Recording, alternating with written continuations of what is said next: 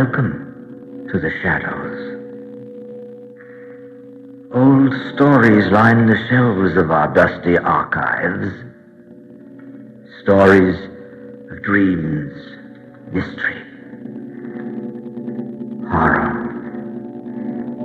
We would like to bring one of our early radio tales back to life during this half hour. Let's see. It says on this shelf, nightmares. They don't usually turn out the way we'd like, particularly after a late-night supper of lobster salad. Here's how Lord Dunsany tells what could happen after such a meal. In a dream.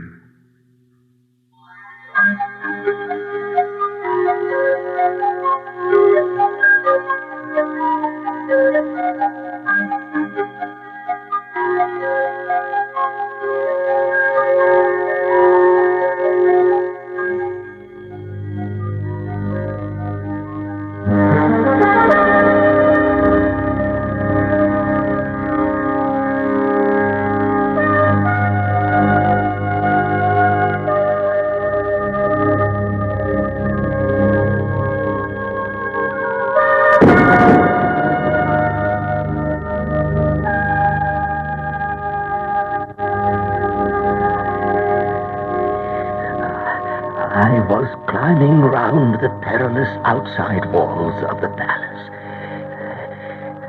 Far below me lay the craggy tops of the mountains, so far below me that in the tranquil twilight and clear air of those lands, I could only barely see them.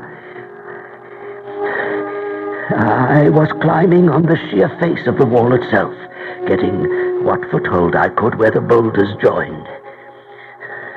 I was in my nightshirt and leather boots, their edges somehow held in those narrow cracks.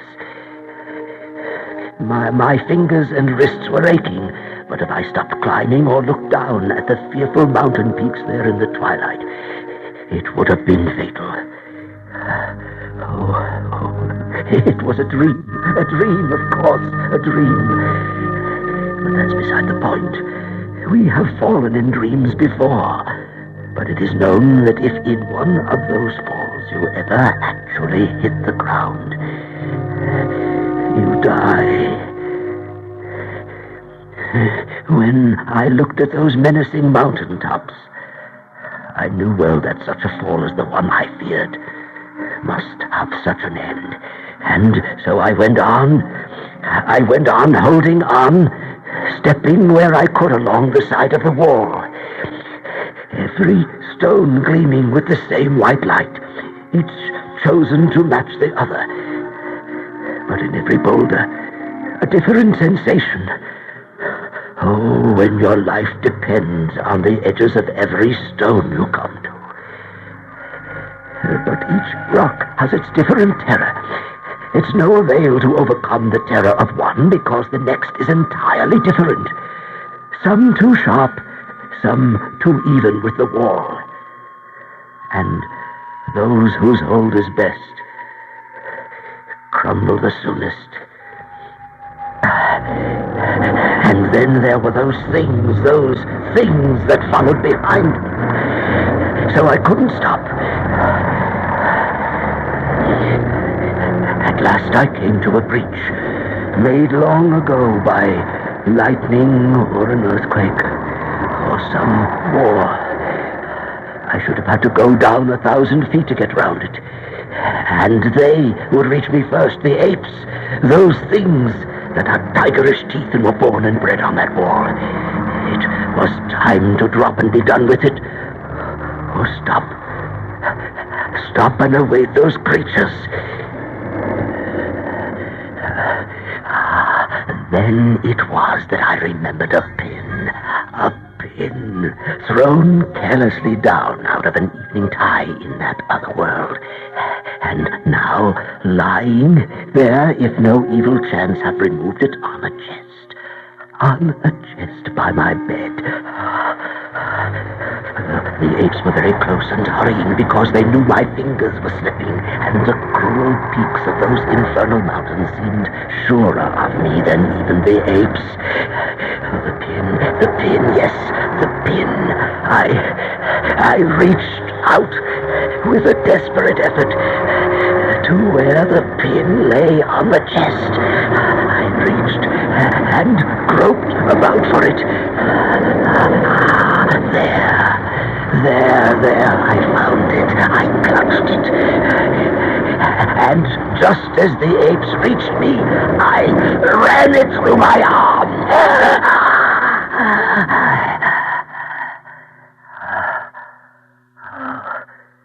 Saved. Oh, saved. Saved.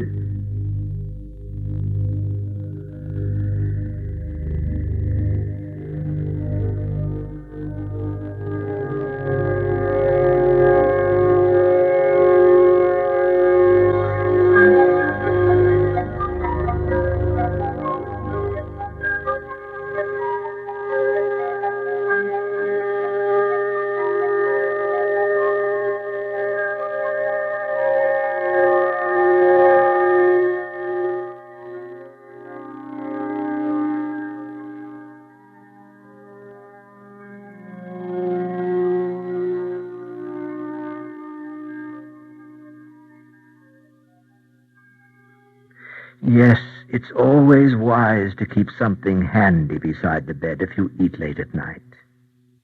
Lord Dunsany wrote the story about Lobster Salad, and Eric Bowersfeld kept close to the text. All the music and special effect was composed and performed just recently by Ken Heller. Now, going farther back in time, here is another story by Lord Dunsany committed to tape, about a gentleman who wanted something magical out of life. But the price. Let's listen to The Witch of the Willows.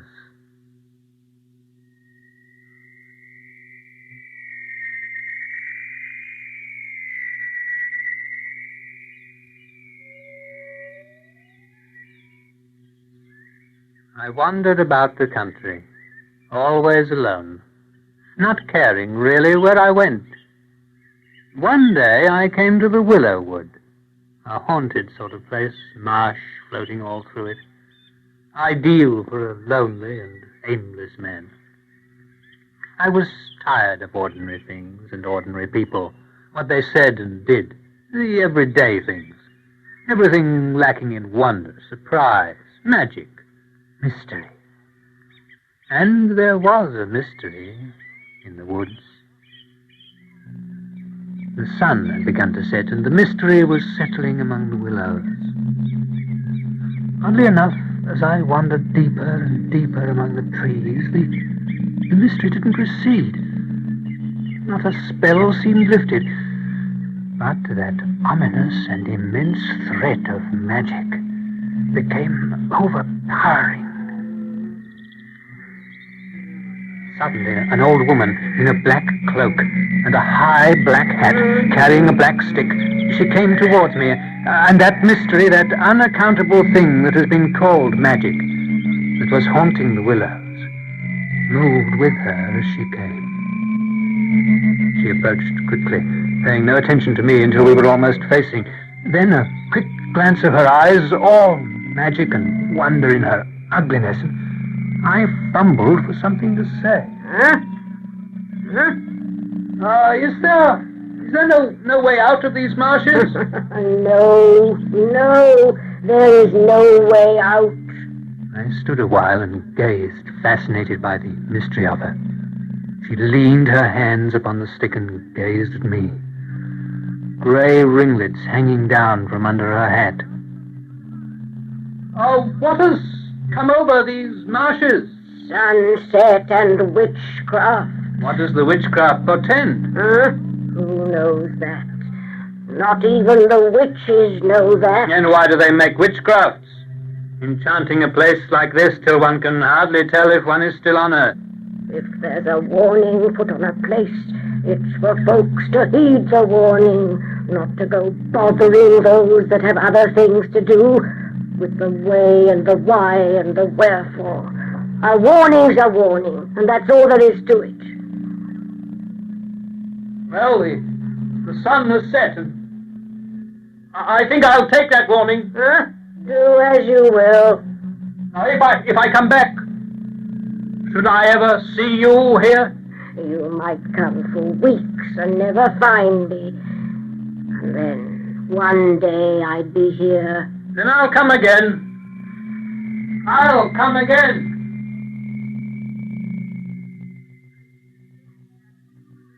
I stayed at a little inn called Wold's End, a mile or so from the marshes. And that evening I returned barely in time for dinner. Oh, but I do think I couldn't put the mood of my strange adventure out of mind. And in contrast, the company, the whole interior of Wold's End was a dreary replica of life in general.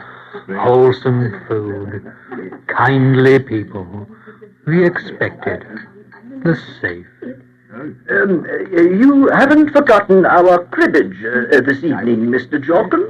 No, Colonel Havison, but I'm a little tired, I'm afraid. Oh, Mrs. Norris says you have been exploring the Willow Wood this evening. Yes. Take care of the marshes there. They're dangerous, you know, dangerous, but a good place for grouse. In season, of course. Later I stood at my window and looked down toward the woods. The moon lit the hillside, and below it I could see the trees. Black, darker than the night. The mystery still there. But when I walked down next morning, it was gone.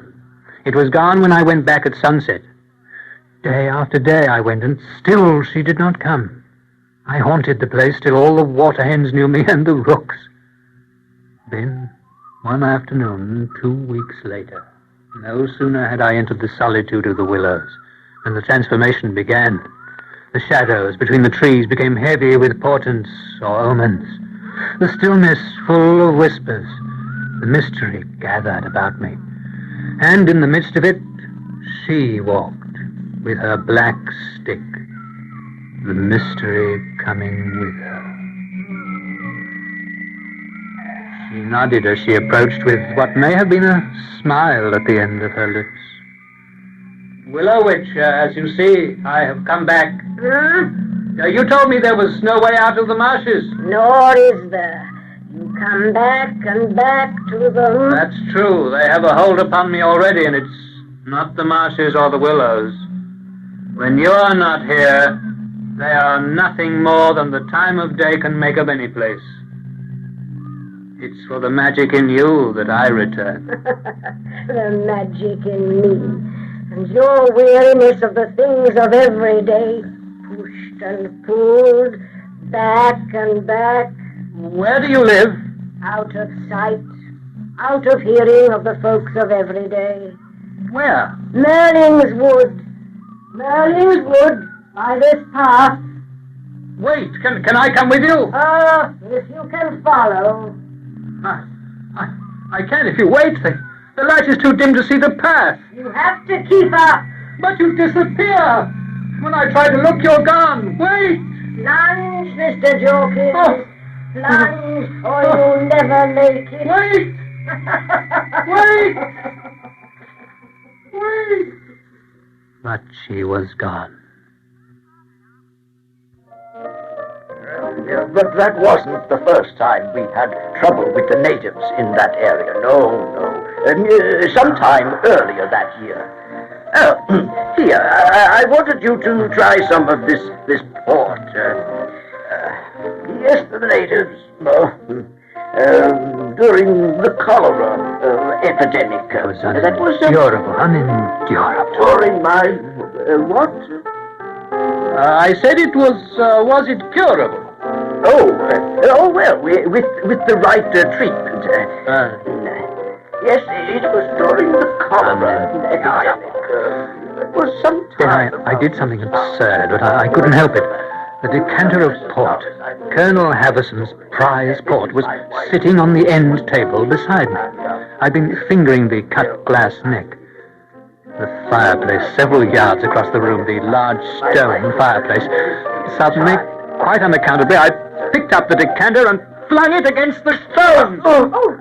Oh, I say, Jorkins. Jorkins.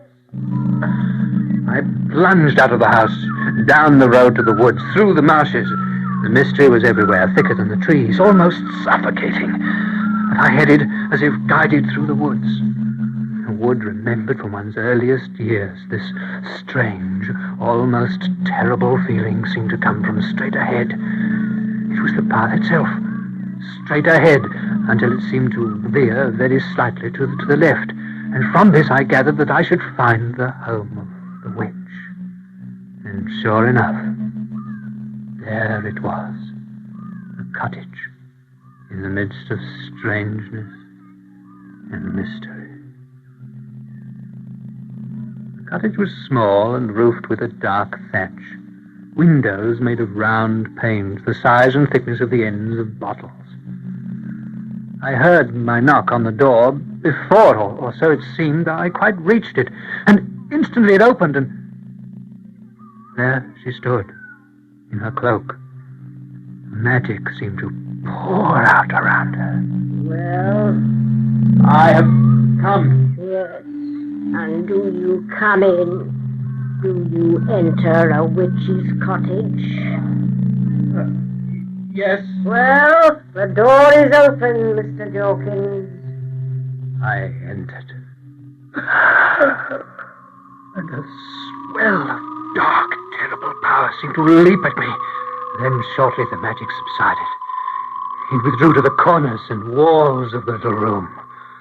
The fireplace emerged, a glowing, blood-red flame within it. A large black cat lying before it, and the witch bent over, sweeping something. The decanter. Colonel Haverson's decanter. There's been an accident, but maybe it will be mended by and by. The room was difficult to see clearly. A few things stood out, a stove, a table, several chairs, all strangely carved and inset. Will you have some tea? Yes. Cowslip, briar rose, or daffodil? Cowslip. It was a strange brewing. She boiled water in a great kettle over the fire, then threw handfuls of withered dry cowslip blooms into her teapot and added a sprinkling of herbs. She filled with it 2 earthenware cups, glazed green on the outside, and instead of milk, she poured honey. All the while, her cat watched us from the fireplace. We sat watching the fire, drinking the strange tea. As the shapes of the coals changed, she peered more and more intently. It seemed as though events were passing before us through the deeps of the fire. Trouble coming to the world. What trouble? All going the wrong way. Losing hold. Where do we want to go? Where should we? That's the affair of witches. Do you know? He knows. The old cat. The dark one. He doesn't run to town. He doesn't plan or worry. He knows what is coming, dark one. Winter, spring. Nothing can hasten it. Nothing will stop it, Do you care about the world? Witches, we are abandoned and sought. Abandoned and sought. We withdraw whisper. Withdraw and whisper. What do you whisper? What do you say? Oh, we provide. What? What you've come for. What? Not to know about the world. Is that what you provide? That's what you seek, Mr. Jorkins. You do not find the things of every day in my cottage, yet you come back and back. Mystery, magic. The ends of your world, Mr. Jorkins. Beyond. Will I find it here? Will you help me? Help you? Show me. Will you? Are you afraid, Mr. Jorkins? Is it dangerous? Surrounding the house, deadly power. It could crush you to the size of a pebble. Look, Mr. Jorkins. Handful of pebbles. You.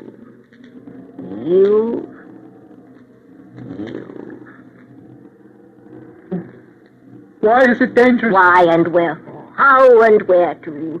Stakes and witches' gallows. Is there a test? A wall, a blade, a fire, the things of every day, Mr. Jorkins. I'm not here to help you. What danger then? What am I to do? Look into the fire. Fire?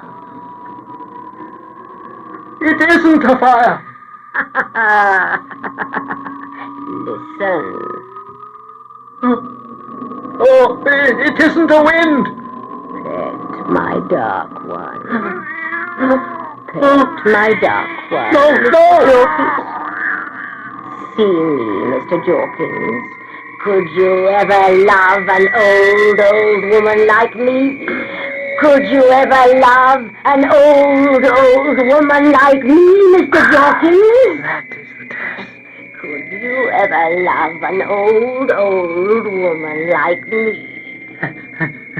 An enchanted witch. I can break the spell by saying yes. Then all will be well. You'll emerge far lovelier than any creature. Or a spider, or a ghost, or a death thing twice as ugly. The look in your eyes, Mr. Jorkins. Seeking magic and mystery on your own terms. Tests and prices, sleight of hand. Do you think no claim is to be made upon you? There, look. There's the abyss. There the flame. Here the emptiness. The ugly. Could you ever love an old woman like me? No, stay away from me! You're hideous! Hideous! Then, at the very words, there came a look in her eyes like flaming stars in the night. The cat appeared to increase in size to an enormous horror. The room became darker. There was nothing I could say to explain my refusal, except that all the magic and mystery that had first intrigued me was now horrifying and deadly. It was a wave that seemed to threaten all, a wave that began to fade away without breaking. I had rushed out of the cottage, but had not gone many yards from the angry witch when her house and the whole forest became, section by section, disenchanted. When I last saw her, she was standing there in her open door looking after me. Something of mystery still surrounding her. I couldn't distinguish whether her look was of rage or of sorrow. And as she and her cottage passed out of sight, I saw the last of magic that I shall ever see.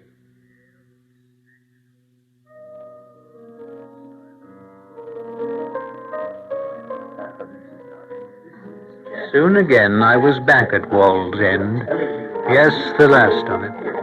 I searched again and again, but I never found the cottage. The witch never came back again to the Willow Wood. I finger Colonel Haverson's decanter of fine port. Not the least scar on it.